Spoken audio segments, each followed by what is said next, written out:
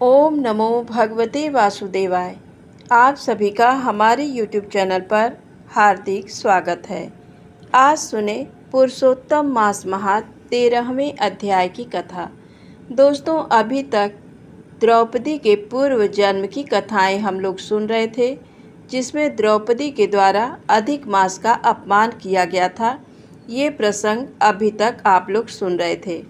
अब आज से राजा दृढ़धन्वा की कथा को हम सुनेंगे, तो प्रेम से बोलें पुरुषोत्तम भगवान की जय हो। आइए कथा को शुरू करते हैं। ऋषि लोग बोले, हे सूत, हे महाभाग, हे बोलने वालों में श्रेष्ठ, पुरुषोत्तम के सेवन से राजा दृढ़धन्वा शोभन राज पुत्र आदि तथा पतिव्रता स्त्री को किस तरह प्राप्त किया और योगियों को भी दुर्लभ भगवान के लोक को किस तरह प्राप्त हुआ। हे तात, आपके मुख कमल से बार बार कथा सार सुनने वाले हम लोगों को अमृत पान करने वालों के समान कथामृत पान से तृप्ति नहीं होती है। इस कारण से इस पुरातन इतिहास को विस्तार पूर्वक कहिए। हमारे भाग्य के बल से ही ब्रह्मा ने आपको दिखलाया है। सूत जी बोले, हे विप्रलोक, सनातन मुनि नारायण ने इस पुरातन इतिहास को नारद जी के प्रति कहा है। वही इतिहास इस समय मैं आप लोगों से कहता हूँ। मैंने जैसा गुरु के मुख से राजा दृढ़धन्वा का पापनाशक चरित्र पढ़ा है, उसको सब मुनि श्रवण करें। श्री नारायण बोले, हे ब्राह्मण नारद, सुनिए।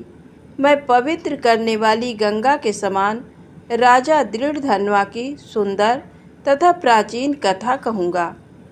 है देश का रक्षक, श्रीमान, बुद्धिमान तथा सत्य पराक्रमी चित्रधर्मा नाम का राजा था। उसको दृढ़धन्वा नाम से प्रसिद्ध, अति तेजस्वी, सब गुणों से युक्त, सत्य बोलने वाला, धर्मात्मा और पवित्र आचरण वाला पुत्र हुआ। कान तक लंबे नेत्र वाला, चौड़ी छाती वाला, बड़ी भुजा वाला, महातेजस्वी वह राजा दृढ़धन्वा प्रशस्त गुण समूहों के साथ साथ बढ़ता गया। वह चतुर राजा दृढ़धन्वा प्रसन्नता के साथ गुरु के मुख से एक बार कहने मात्र से पूर्व में पढ़े हुए के समान व्याकरण आदि 6 अंगों के साथ 4 वेदों का अध्ययन कर गुरु को दक्षिणा देकर और विधि पूर्वक उनकी पूजा कर बुद्धिमान राजा गुरु की आज्ञा से पिता चित्रधर्मा के पुर को गया। अपने नगर में वास करने वाले प्रजा वर्ग के नेत्रों को आनंदित करता हुआ जिस पुत्र को देखकर राजा चित्रधर्मा भी अत्यंत हर्ष को प्राप्त हुआ। पुत्र जवान हो, संपूर्ण धर्म को जानने वाला हो और प्रजा पालन में समर्थ हो। इससे बढ़कर सार शून्य इस संसार में और क्या है, अर्थात कुछ नहीं है। अब मैं 2 भुजा वाले मुरली बंसी को धारण करने वाले, प्रसन्न मुख वाले, शांत तथा भक्तों को अभय देने वाले श्री कृष्ण चंद्र की आराधना करता हूँ। जिस तरह ध्रुव, अम्बरीश, सरियाद, ययाति प्रमुख राजा और शिबी, रंतिदेव, शशिबिंदु, भगीरथ, भीष्म, विदुर, दुष्यंत और भरत, पृथु, उत्तानपाद, प्रहलाद, विभीषण, ये सब राजा तथा और अन्य राजा लोग भी अनेकों लोगों को त्याग कर इस अनित्य शरीर से पुरुषोत्तम भगवान का आराधन कर नित्य विष्णु पद को चले गए। उसी तरह स्त्री, मकान, पुत्र आदि में स्नेहमय बंधन को तोड़कर वन में जाकर हरि का सेवन करना हमारा भी कर्तव्य है। ऐसा मन में निश्चय कर समर्थ राजा दृढ़धन्वा को राज्य का भार देकर स्वयं विरक्त हो शीघ्र पुलह ऋषि के आश्रम को चला गया। वहाँ जाकर संपूर्ण कामनाओं से निष्प्रिय हो और भोजन त्याग कर हर समय मन से श्री कृष्ण चंद्र का स्मरण करता हुआ तप करने लगा। कुछ समय तक तप करके वह राजा चित्रवर्मा हरि भगवान के परम धाम को चला गया। राजा दृढ़धन्वा ने भी अपने पिता की वैष्णवी गति को सुना। उस समय पिता के परम धाम गमन से हर्ष और वियोग होने से शोक युक्त राजा दृढ़धनवा पितृभक्ति से विद्वानों के वचन में स्थित होकर पारलौकिक क्रिया को करने लगा। नीति शास्त्र में विशारद राजा दृढ़धनवा अत्यंत शोभित पवित्र पुष्करावर्तक नगर में राज्य करने लगा। अच्छे स्वभाव वाली विदर्भ राज की कन्या उसकी स्त्री गुण सुंदरी नाम की थी। पृथ्वी पर रूप में उसके समान दूसरी स्त्री नहीं थी। उस गुण सुंदरी ने सुंदर चतुर शुभ आचरण वाले 4 पुत्रों को उत्पन्न किया और संपूर्ण लक्षणों से युक्त चारुमती नामक कन्या को उत्पन्न किया। चित्रवाक, चित्रवाह, मणिमान और चित्रकुंडल नाम वाले ये सब बड़े मानी सूर अपने अपने नाम से पृथक विख्यात होने लगे। राजा दृढ़धनवा सर्वगुणी, प्रसिद्ध, शांत, दांत, दृढ़ प्रतिज्ञ, रूपवान, गुणवान, वीर, श्रीमान, स्वभाव से सुंदर, 4 वेद और व्याकरण आदि 6 अंगों को जानने वाला, वाग्मी, धनुर्विद्या में निपुण, काम, क्रोध, लोभ, मोह, मद और मात्सर्य को जीतने वाला और शत्रु समुदाय का नाश करने वाला, क्षमा में पृथ्वी के समान, गंभीरता में समुद्र के समान, समता में पितामह ब्रह्मा के समान, प्रसन्नता में शंकर के समान, एक पत्नी व्रत को करने वाले दूसरे रामचंद्र के समान, अत्यंत उग्र पराक्रमशाली दूसरे कार्तवीर्य के समान था। नारायण बोले, एक समय रात्रि में शयन किए हुए उस राजा दृढ़धनवा को चिंता हुई कि अहो, ये वैभव संपत्ति किस महान पुण्य के कारण हमें प्राप्त हुआ है। न तो मैंने तप किया, न तो दान दिया, न तो कहीं पर कुछ हवन ही किया। मैं इस भाग्योदय का कारण किससे पूछूं? इस प्रकार चिंता करते ही राजा दृढ़धनवा की रात्रि बीत गई।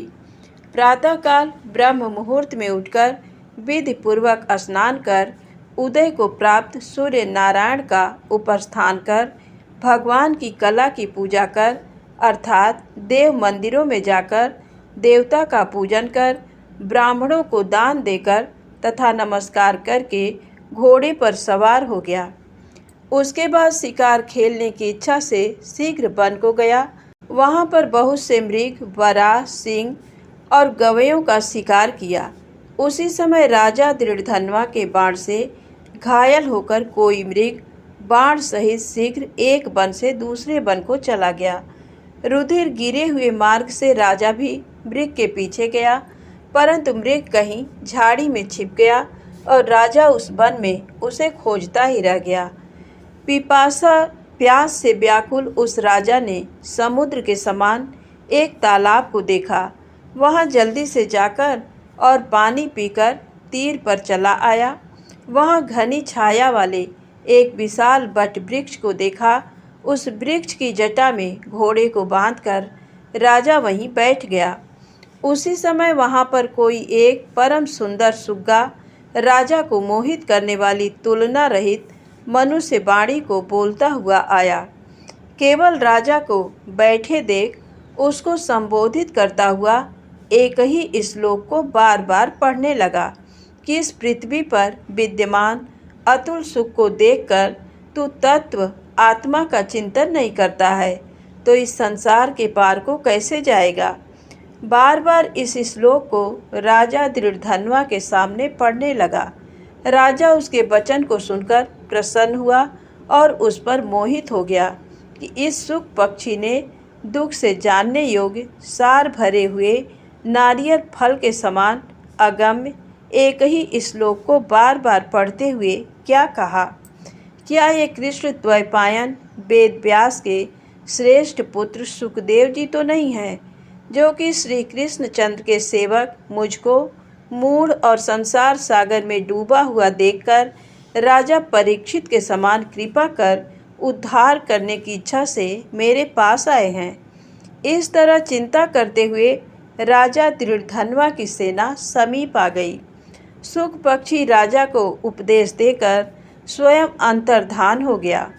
उस सुख पक्षी के वचन को स्मरण करता हुआ राजा अपने पुर में आकर बुलाने पर भी नहीं बोलता है और निद्रा रहित हो उसने भोजन को भी त्याग दिया था। तब एकांत में उसकी रानी ने आकर राजा से पूछा। गुणसुंदरी बोली, हे पुरुषों में श्रेष्ठ, ये मन में मलिनता क्यों हुई? हे भूपाल, पृथ्वी के रक्षक, उठिए उठिए, भोगों को भोगिए और वचन बोलिए। देवताओं से भी दुख से जानने योग्य उस सुख पक्षी के सत्य वचन का स्मरण करता हुआ रानी गुणसुंदरी के प्रार्थना करने पर भी राजा दृढ़धनवा कुछ नहीं बोला। पति के दुख से अत्यंत पीड़ित वह रानी भी दीर्घ श्वास लेकर अपने स्वामी की चिंता के उत्कट कारण को नहीं जान सकी। इस प्रकार चिंता में मग्न राजा का कितना ही समय बीत गया, परंतु संदेह सागर से पार करने वाला कोई भी कारण वह देख न सकी। नारद जी बोले, हे मुने, इस तरह चिंता को करते हुए पृथ्वीपति राजा दृढ़धनवा का क्या हुआ सो आप कहें, क्योंकि हे मुने, निर्मल वैष्णव चरित्र थोड़ा सा भी यदि सुना जाए तो पापों का नाश हो जाता है। आज की कथा यहीं समाप्त होती है। आगे की कथा में आप जानेंगे सुख पक्षी ने क्या बोला। यदि आपको कथा अच्छी लगी हो तो प्लीज़ लाइक अवश्य करिएगा। चैनल को सब्सक्राइब करें, ज़्यादा से ज़्यादा शेयर करें। प्रेम से बोलें, पुरुषोत्तम भगवान की जय हो।